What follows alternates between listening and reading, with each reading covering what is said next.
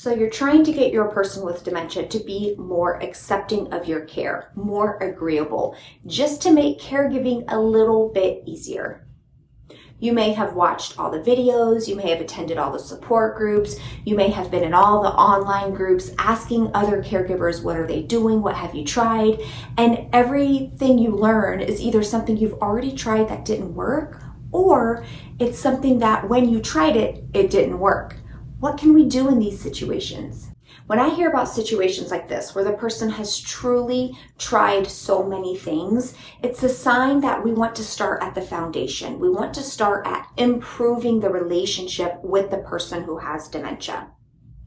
There's no behavior tip, strategy, or approach that can ever make up for the fact that somebody has a strained relationship, that there is turmoil in the relationship.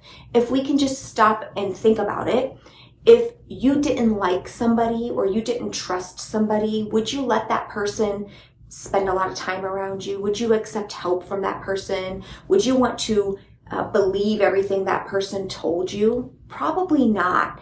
It's exactly the same for the person who has dementia. So if your person has been saying things to you like, leave me alone, stop treating me like a kid, stop bossing me around, you're intervening with my life or interfering with my life or taking away my freedoms, if they seem suspicious of you, untrusting of you, these are all signs we need to get back to the basics. We need to start with the foundation before we start trying all these tips. The behavior tips and tricks can be much more successful once you have built a solid relationship. And the good news here is no matter how strained your relationship is with your person with dementia right now, there's hope. There are things you can start doing. And in this video today, I'm going to share with you 2 simple things you can start doing today that don't require any extra money, and you can start to improve your relationship. The other thing I'm going to do, which is the most important, is that for a limited time, today through the end of the month,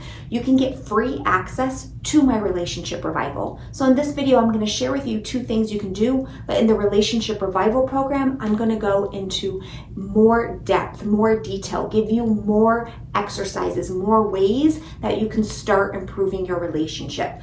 To get free access, all you have to do is there's a description below this video. You click the description box and there is a link where you just click sign up, you'll get free access starting immediately. All right, now before I start getting into these 2 tips, I wanna ask you a question. Think about the people who are currently in your life that you enjoy, your best friends, the people you enjoy spending time with.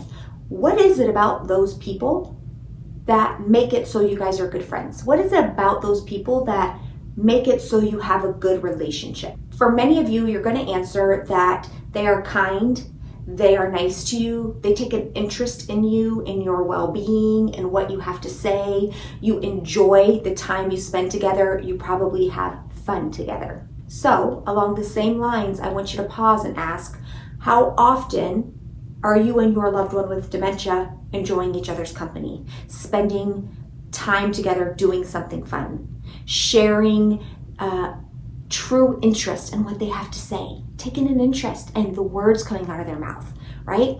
Showing kindness, right, and interest in a way they're able to see, not just from the way we are seeing it. Now, some of you may have had a negative reaction to what I just said. That's okay. That is even a bigger sign that this video and the Relationship Revival Program is even more important for you. Some people right now might be thinking, my loved one just doesn't care. They don't care what I do. They don't appreciate what I say. They don't acknowledge any of the help I give them. They're just really complicated, really difficult. None of this is going to work. It's not worth it. I promise you it's worth it. Stick with me here, okay? You basically have 2 options here, right? You have the option of continuing to try all the tips and tricks, continue to try to force your loved one to do the thing you want them to do, or convince them to stop doing the thing you want them to stop doing, or you can start here with the relationship and figure out, okay, how can I actually take the steps to improve the relationship, which is not only going to make caregiving just more enjoyable, it's going to make it a lot easier. When the relationship improves, the difficult, challenging behaviors decrease. The time you spend together is much more enjoyable. So both are effortful, both require effort. You just get to decide what effort do you want to take. The effort, which is kind of getting you more of the same, giving you the same results, having you feeling like there's nothing that's ever going to work, right? Continuing to battle, continuing to argue, or the effort where, okay, maybe this would work. The side effect of this is that I'm going to enjoy this more. We can have a good relationship. We can enjoy each other's company. Which one are you going to choose? I hope you choose this one over here, okay? Okay, one of the simplest things that you can start doing right now to improve the relationship you have with your person with dementia is to start changing your thoughts about them. Start changing your thoughts about them.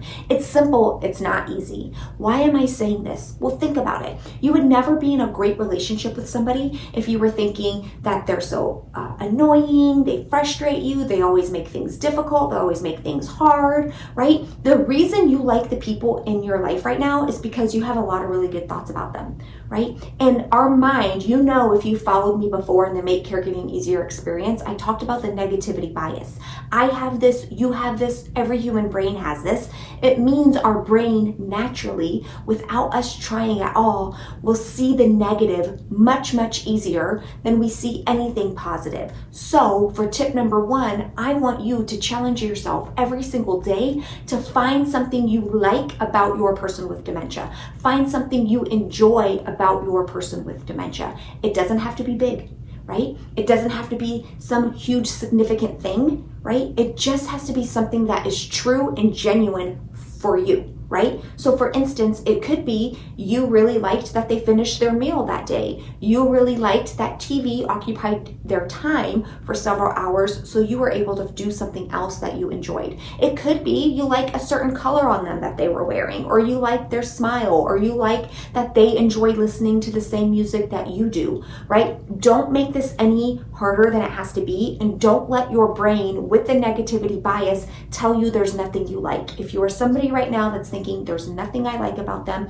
this is a very important exercise for you. You can literally start out by saying, I like the fact that they're wearing clothes. I like the fact that they have skin. I like the fact that they have fingernails, right? Challenge yourself. So that's every single day. We have to combat this negativity bias. And if you want to start building a better relationship with your person who has dementia, you're going to start to have better thoughts about that person. In fact, right now, in the comments, leave something you like about your person with dementia right now, right? Something significant, insignificant, doesn't matter. Nobody else has to care about it. Nobody else has to agree about it. It's something you genuinely like about your person with dementia right now. It could be something they're doing, something they did, something they're wearing, something about their outward characteristics, something about their internal characteristics. Anything goes here, just something you appreciate or like about that person. Leave it in the comment below, and then every single day, challenge yourself to think of that thing. Something new, something different. Now, the other thing I wanted to share with you today is to do something fun. Do something fun with your person who has dementia. It doesn't have to cost money. It doesn't even have to take up a lot of time. But when you think about the people you enjoy hanging around with, right? You probably have some enjoyable moments together. What would be some enjoyable moments together? Do not let your brain tell you, oh, but they're not going to enjoy it. I've tried it before. It doesn't work. It's okay. At this stage in the game, you are just putting forth some effort that you would enjoy doing with your person with dementia. If they don't join you, if they don't seem to give you the acknowledgement or seem to be enjoying it like you wish they would, that's okay. It doesn't mean what you're doing is not worth it. We'll talk more inside the Relationship Revival program about how this sets things up for the future for a better relationship. But what I see so many people having trouble with here is, number one, just thinking the thing that has to be fun has to be something extravagant and significant. It doesn't. It can be listening to some good music, telling a joke, watching a TV show, making a recipe, painting nails, putting on lotion, combing hair, like something that is not traditional caregiving. We get so wrapped up. Remember in last week's video, I talked about 5 common mistakes that are often hurting the relationship. One of them is that we get so caught up in the caregiving, so it almost becomes just like a caregiver-patient relationship. And what we want to do is create a more human-to-human connection, right? And so this idea of finding moments of joy, finding ways to enjoy each other's company, inject more fun in the day, this is a way to start to foster that human-to-human connection. So besides thinking there has to be something significant or extravagant to be considered fun, the other thing I see a lot of caregivers get tripped up on and start to give up is when they don't get the reaction they wanted from their loved one. At this stage in the game, you are not showing kindness. You are not trying to inject fun in order to be rewarded with a certain response. You're doing it just out of the goodness of your heart, to try to show up in this caregiving journey in a way that you're going to feel good about when it ends, in a way that you can actually enjoy as you're going through it, right? A lot of caregivers will try something, their loved one didn't respond the way they wanted, and then they get really let down. It doesn't have to be that way. The fact that you tried, the fact that you're showing up, and the fact that it could be something you might actually personally enjoy, that is worthwhile stuff to do, okay? Careblazer, I understand it might be hard for you at this stage to think, what are these two things, these two little things really gonna do? They're not really gonna make a big difference in the relationship with my loved one, but they will. We're starting with the foundation, and sometimes it's these small things that we've let go of, these small things we haven't even considered, these small things that are not even in our awareness that can start to make a big difference. You're gonna get access to so much more inside of my relationship revival bonus, which you can grab for free below this video, but stick with me here. There's no downside to trying these two things I just shared with you today. And if you're watching this and you are having the most negative reaction ever, like this is silly, this isn't gonna work, I'm not even gonna try it, this is a surefire sign the relationship is probably strained and you need this more than anything, right? So what do you have to lose?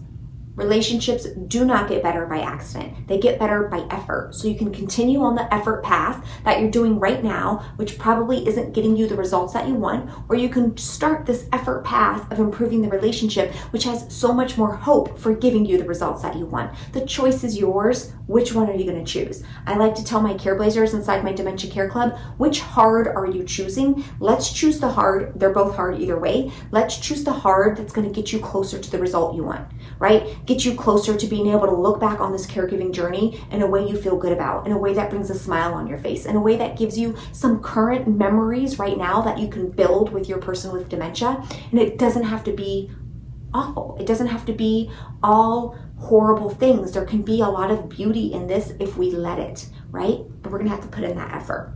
So that's my challenge for all of you. Again, we get started today. I'll see you in the relationship revival bonus. I'll be back next week with an entirely new video on an entirely new topic. All right, Careblazers, sending love to you all.